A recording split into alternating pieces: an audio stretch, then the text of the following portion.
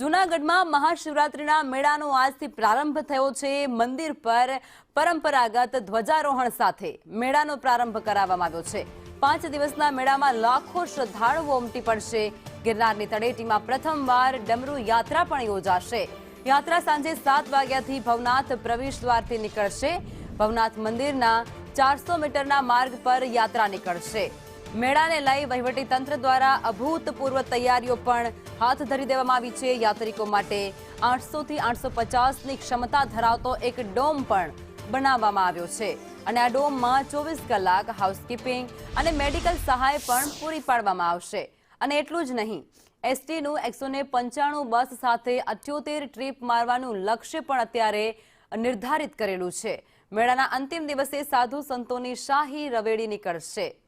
વિવિધ અખાડા અને આશ્રમો દ્વારા તૈયારીઓ પણ કરવામાં આવી છે।